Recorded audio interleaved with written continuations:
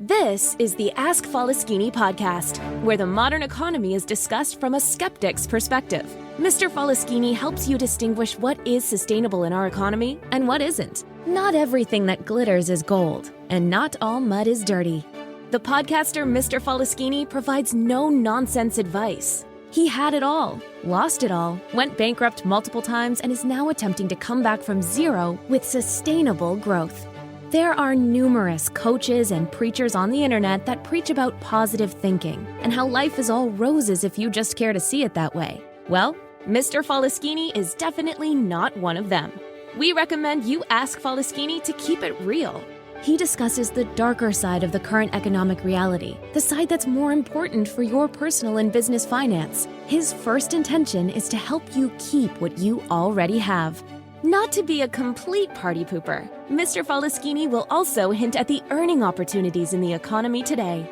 In order to please the almighty algorithm, please like, share, and subscribe. And now it's time to start taking notes. The mic goes to the podcaster, the one and only Mr. Faleskini. Welcome to the Ask Faleskini podcast with a guest. I'm proud to present Terry Tucker from Denver. Terry helps people find and live their uncommon and extraordinary lives through speaking and coaching. Terry, please tell us more about yourself. What is your story? Well, Peter, thanks for having me on today. I'm really looking forward to talking with you. Yeah, I was born and raised on the south side of Chicago. I am the oldest of three boys. You can't tell this from looking at me or from my voice, but I'm 6'8" tall, and I actually went to college on a basketball scholarship. When I graduated from college, I moved home to find a job. I'm really going to date myself now. This is long before the internet was available, to help people find employment. I found that first job, excuse me, in the corporate headquarters of Wendy's International, the hamburger chain, in their marketing department. That was the good news. The bad news was I ended up living with my parents for the next 3.5 years as I helped my mother care for my father and my grandmother, who were both dying of different forms of cancer. Professionally, as I said, started out at Wendy's. Then I actually moved to hospital administration. I went to work for the hospital that cared for my father and my grandmother. They provided them such great care that I wanted to be part of that organization. And then I made a major pivot in my life and became a police officer. And one of the things I did in my law enforcement career was I was a SWAT team hostage negotiator. After that, I started a school security consulting business.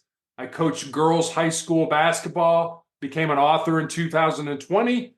But for the last 11 and a half, actually almost 12 years now, I've been battling a rare form of cancer. And then I guess just finally, my wife and I have been married for 30 years. We have one child, a daughter, who's in the military here in the United States. Ooh, that is a really interesting story. And I see that the fil rouge of your life is helping people.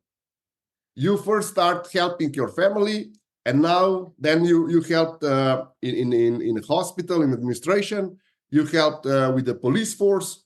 And how did all this evolve? And now you're helping people with their career and speaking, and how they can help coaching, and how they can find this uncommon and extraordinary life. Where did this inspiration come from? I think it came from my parents. As you and I were talking before we jumped on the recording, family has always been an incredibly important part of my life. My mom and dad, I think, modeled what a good family should be, loving each other, caring for each other, supporting each other. And I have no sisters. I have two brothers. We were all athletes. We all played sports up through college. I had one brother who actually played professional basketball here in the United States. And so my parents used to do what I call divide and conquer parenting, where, I would have a game on a certain night at a certain time, and my brother would have a practice at the exact same time, at another location. So my parents were always dividing up, and okay, I'll go and be with Terry for this, and you go be with Larry for that, and that. So our parents really really taught us the value of family. And I'll fast forward to when my dad was sick. My youngest brother was in high school and he had a basketball game. And I was an adult. I had a job, everything like that. And I told my dad, I said, hey, I'm not going to go to my brother's game. And my dad said, yeah, no, you're going to your brother's game. I said, no, I'm not, Dad. I'm going to go work out after work. I haven't worked out in a few days. And my dad said, no, you're going to your brother's game. And I was just trying to, sort of spread my wings and be that, be my own person. But my dad kind of put it in perspective for me. He said, you know what? I'm dying and your brother needs you at that game. And my dad was right. He was absolutely right. I was being a jerk. My dad was absolutely right. So I found another time to go work out and I went to my brother's game to support him because, like I said, our family was all about caring, loving, and supporting each other. Okay, so how are you now translating this into helping coaches and helping building the speakers? How did all this family and support help you translate that into supporting new coaches? Yeah, I think we're all trying to find our niche. We're all trying to find what we're supposed to do in our lives. And I remember back when I read Victor, oh gosh, his name just went right out of my head. Man's Search for Meaning. I'm sorry, I just had a brain fart there. And he talks about how we all have a purpose in life and that we should not find in our life an abstract meaning of it, that there's a reason we were put on the face of this earth. And I think a lot of people, we look at things, Peter, and I found this as I get older. We seem to think that we are born empty. And that when we get out of school, we get into life, whatever that looks like for us, whatever life looks like for us, that our job then is to fill our empty self up. We've got to get a great education, make a lot of money, have the nicest car, the nicest house, the latest gear. And what I've found is we're not born empty. We're born full. We're born with everything we need to be successful in life already inside of us. We just need to find that, pull it out, and use it to our advantage. So our job should not be to fill ourselves up. Our job should be to empty ourselves out, certainly for the betterment of ourselves, but I think also for the betterment of our families, of our communities, of the people that we're coaching and working with. And so I try to approach it from that perspective. Don't look at it as to what you can get. Look at it as to what you can give. And I think what I found, the money will come when that happens. And also you'll be much more fulfilled. You'll be much richer in your life if you spend your life giving of yourself. I want to die empty, having emptied myself out of everything, all the gifts that God gave me.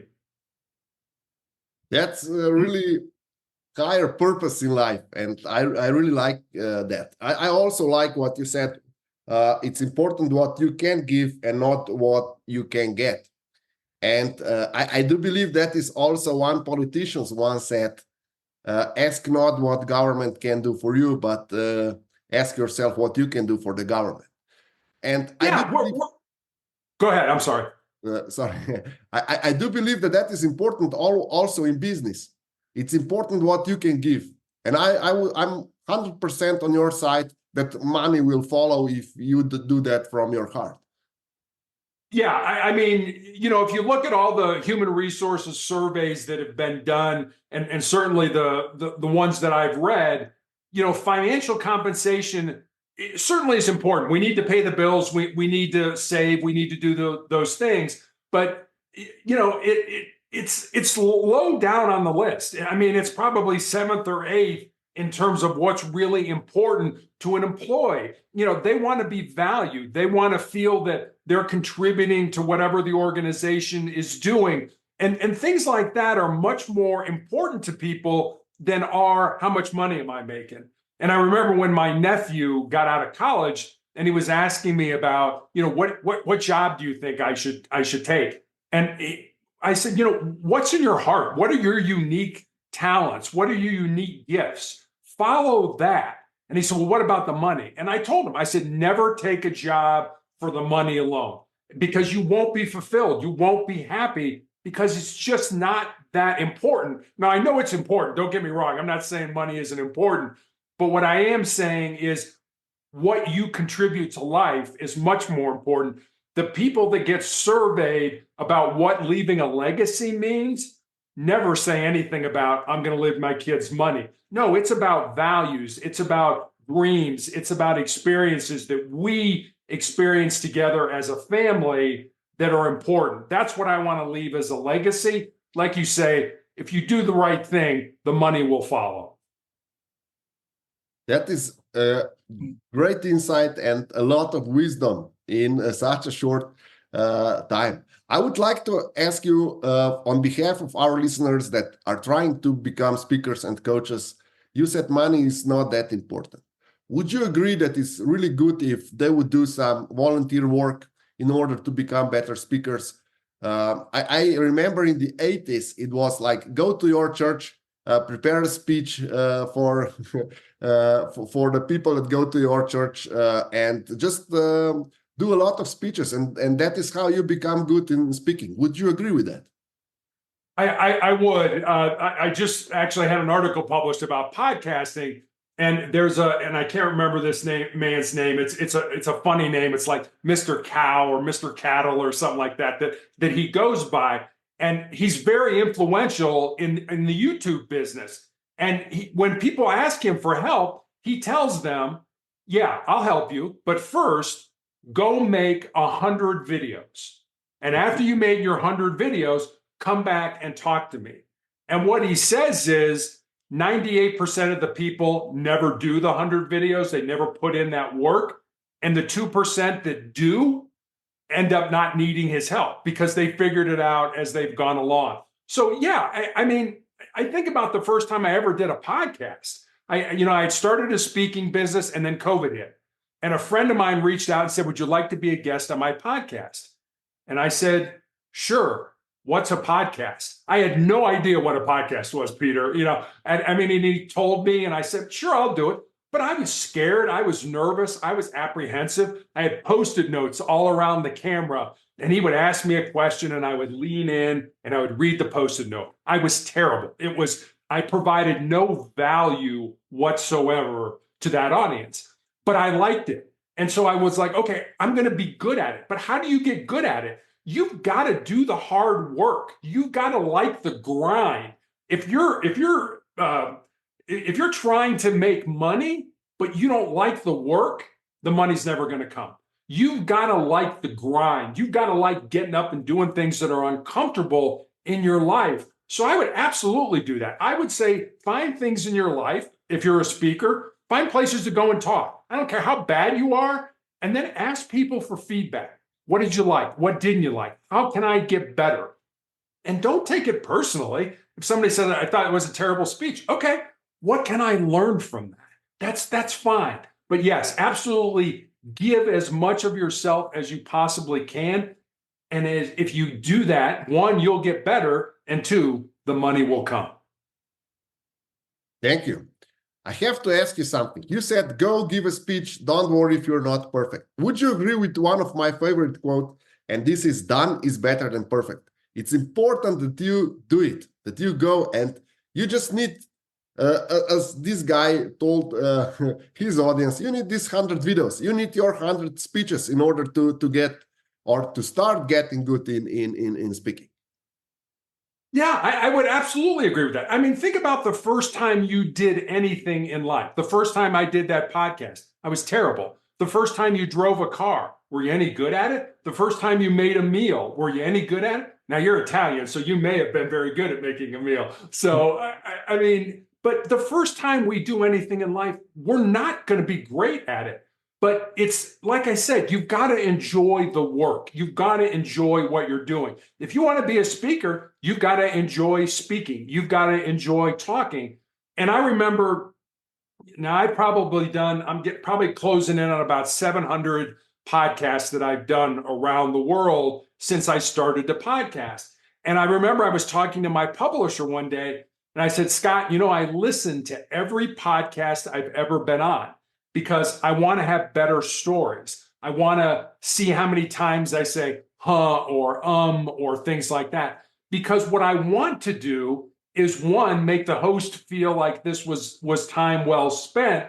And number two, provide value to the audience. So I want to get better. And I'll never forget, he said to me, well, Terry, no, you don't understand. It's not about being good. It's just about not sucking. And I said, well, thanks for the title of my next book, Just Don't Suck. But I said, no, that's not what it's about. I want to be good at it. But if you want to be good at something, you've got to enjoy the work. You've got to enjoy the grind. Because if you don't, life will get in the way. You'll get bored. You'll have other things that'll come up that you'll want to do, and you'll push that aside. If you love the work, if it's in your soul, if it's in your heart, you'll be willing to make those mistakes. You'll be willing to do the hard work to make yourself the best you can be. Thank you. I'm 100% on your side on that. As for the speaker's insight, what would you recommend? How should person that would like to become a good speaker in the next, like say 3-5 years, how should they go about it? Should they go for a course? Should they find a coach like yourself? How should they go about it, and how should they start? Of course, as you said, you already mentioned they should speak a lot. But what is the best way to start? Is there a book? Is there a course that you would recommend?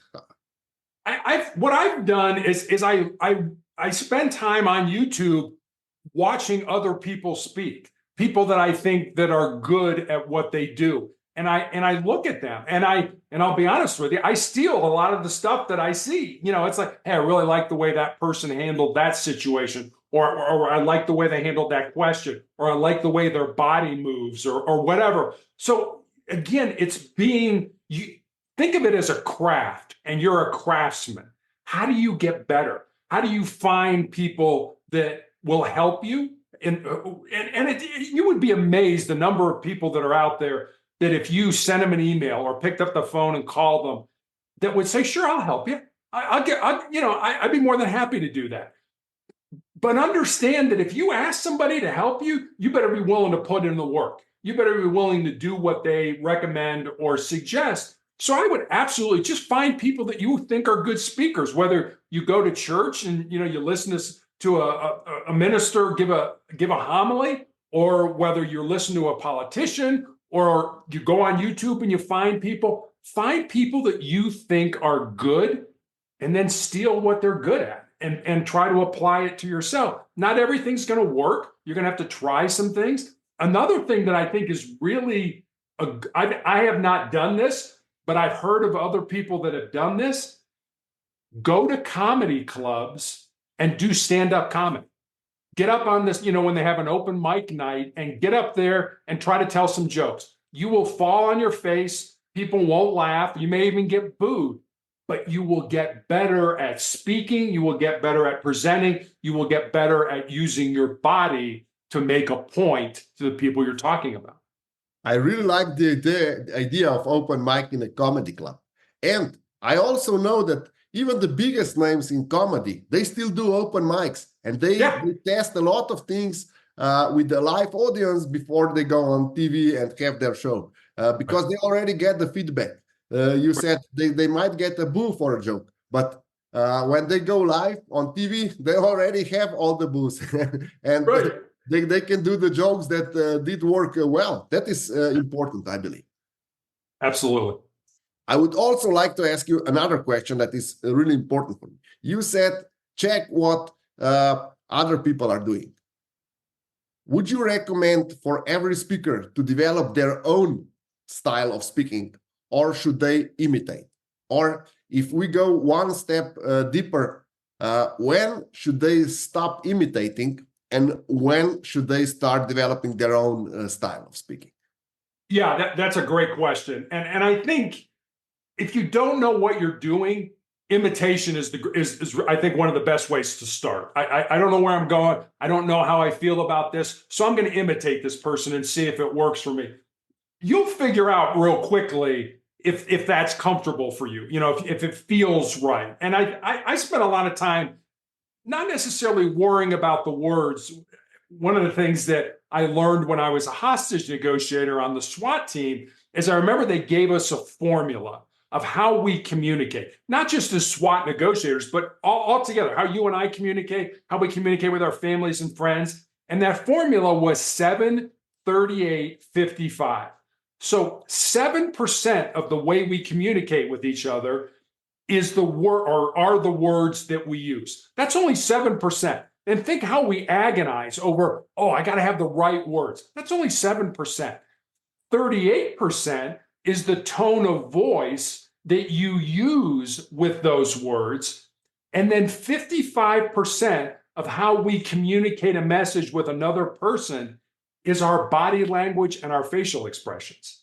So think about that in terms of, it's the words, it's our voice. No, it's your body. If you and I are talking and I'm sitting here playing on my phone, what message is that sending? That you're not important to me.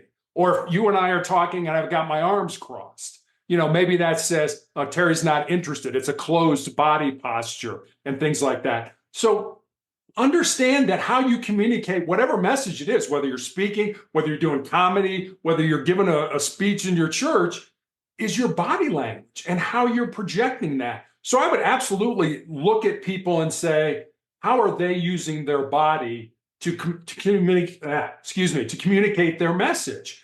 And if you like that, then imitate it and see if it feels comfortable for you. You've got to be comfortable in your own skin. If it's not, find somebody else to imitate. And then I think over time, you will sort of get rid of the things that you're imitating, and you'll develop your own style, your own way of doing things. And that'll just come the more you do.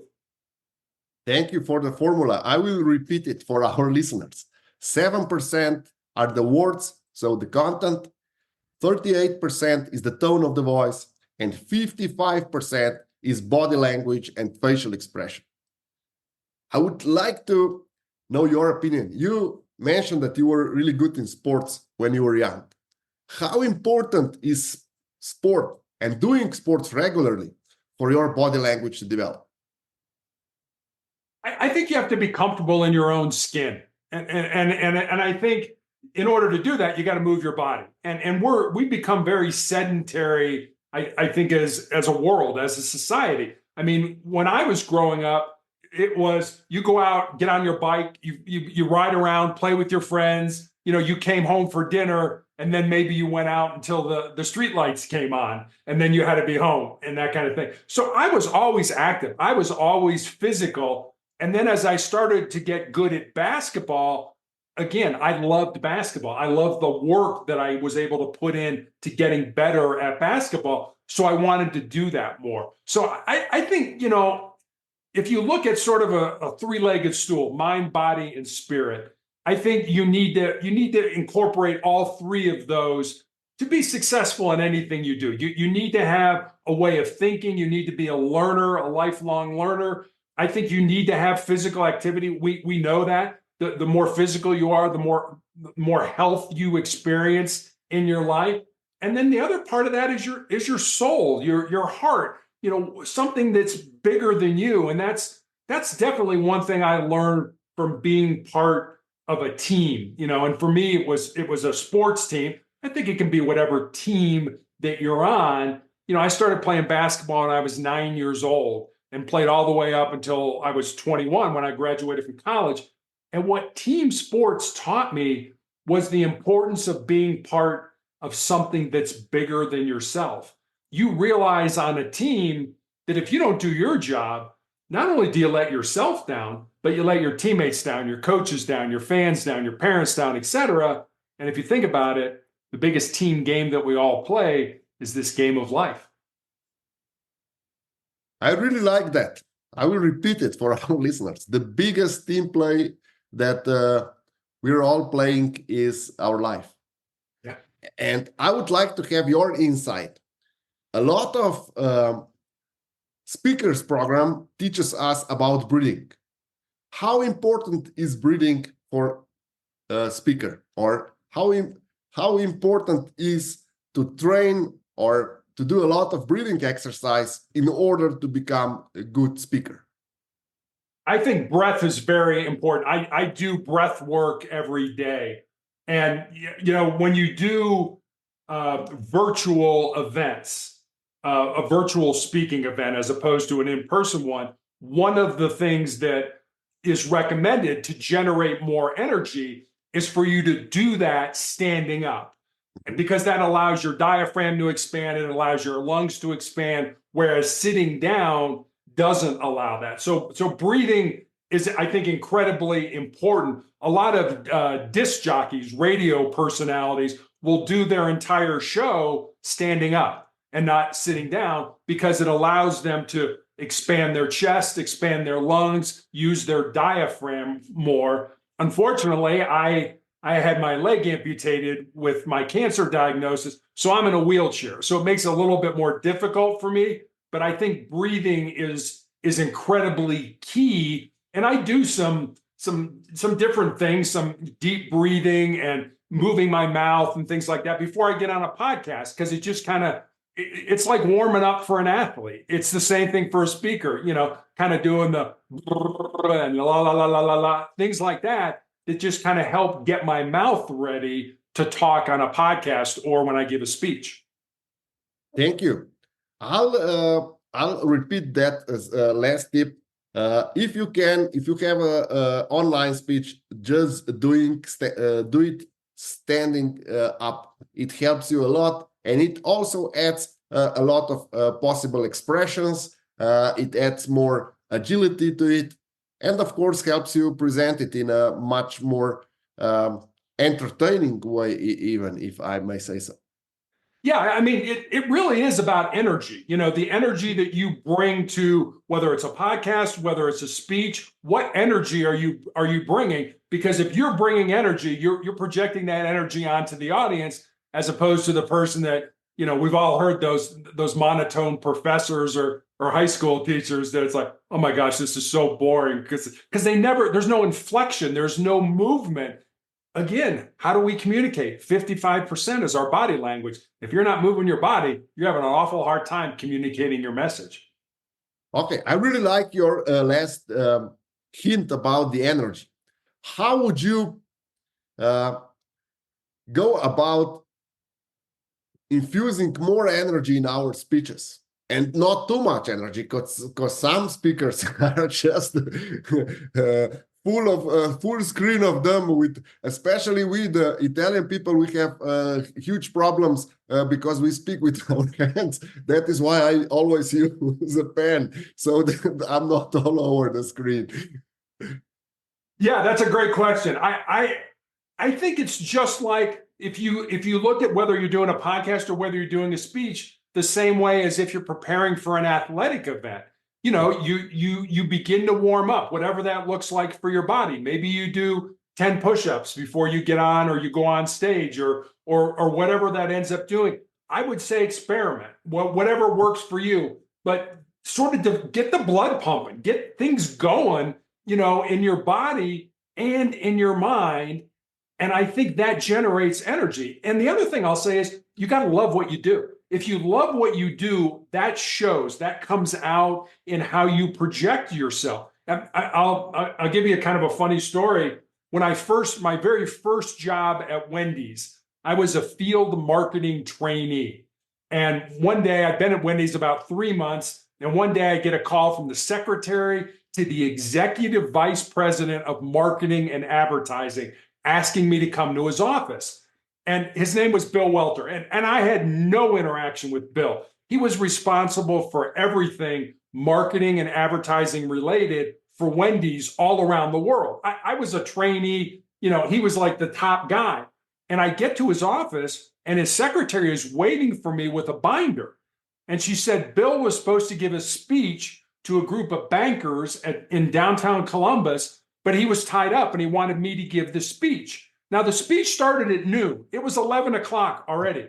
And she gives me the binder and says, if I leave right now, I should make it just in time to give the speech. Now, keep in mind, this was long before GPS or cell phones was available. So I sprint to my car, pull out the map, find the location to the hotel.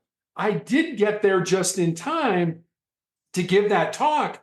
But think about it. I was given a speech that I had never seen in my life. I had not even looked at it one time. And here I got to give this speech to a group of bankers.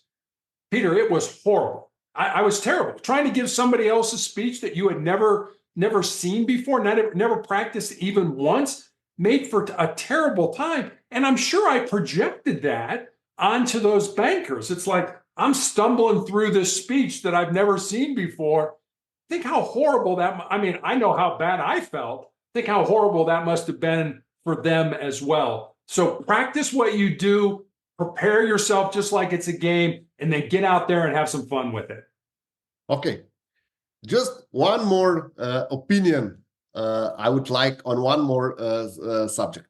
There are a lot of speakers or coaches for speakers that recommend that you listen to your favorite music before you go on stage.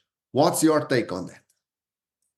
I don't listen to music, but if that works for you, do it. You know, again, you've got to figure out what works for you. I mean, we used to say in athletics that if you were on a streak, don't mess with the streak. So if you're eating 3 eggs before you go and play every day and you're having great games, keep eating the 3 eggs. Whether it's helping you or not, psychologically, it's absolutely helping you. I would absolutely just figure out your routine. What do you do every single time? I mean, I like to get to an event at least the day before. I want to look at the event. I want to get up on the stage. I want to see where the people are going to be. I want to stand in the back of the room. I want to hear the acoustics and things like that. I want to be as prepared as I can. I don't want to walk in cold to a place I've never seen before. I want to practice my speech in that environment when nobody's around before it and things like that. I want to, you know, I want to know as much as I can. It's kind of like doing a scouting report on a team that you're going to play. What are they good at? What are they bad at? How can we take advantage of it? I'm doing a scouting report on me. How is this going to work? How do I feel today? You know, I'm still being treated for cancer. How am I going to work this out? How am I going to make sure that I give the audience the value, that I bring the energy, that I give them something to walk away with that is positive? I've got to figure all that out before the speech. If you're trying to figure that out as you're doing it, it's going to be an awfully difficult thing to do. So figure out what works for you. Do you need to lay down and meditate for 5 minutes before, 10 minutes before? Whatever works for you, do it. Experiment with it. If it works, keep doing it. If it doesn't, change it to something else. Thank you for all these insights. I'm sure our listeners now have at least 10 good advices. Is there anything you would like our listeners to take specific that you would like our listeners to take from this interview? Any quick tips or trade secret you can share? I guess let me tell you a story, and it kind of goes back to the born empty, born full scenario. I had my foot amputated in 2018 because of my cancer, and I had my leg amputated in 2020, again, because of the cancer. And recently, a couple of weeks ago, I had a nurse ask me, what was it like to lose my foot and to lose my leg? And what I told her was, cancer can take all my physical faculties, but cancer can't touch my mind, it can't touch my heart, and it can't touch my soul. And that's who I really am. That's who you are, Peter. That's who everybody who's listening to us really is. And we spend a tremendous amount of time working on this vessel, this body that we have. We eat right, we get enough exercise, we get enough rest, we reduce stress. And I'm certainly not telling you not to do that. You absolutely should do that. But what I am suggesting is every day, spend a little more time developing who you really are, your heart, your mind, and your soul. We all know we're going to die and this body is going to decay and go away. But what's going to live on is that heart, mind, and soul. And I just don't think we spend enough time developing that and working on that on a daily basis. Thank you for all these great insights. Where is the best place to reach you for our listeners? Yeah, I have a blog / website called Motivational Check, where I put up a thought for the day every day. And with that thought comes a question about how maybe you can apply it in your life. have recommendations for books to read, videos to watch. That's all at motivationalcheck.com. I will include the link in the description below. Thank you, Terry. Thank you for being my guest tonight. Well, Peter, thanks for having me on. I really enjoyed talking with you.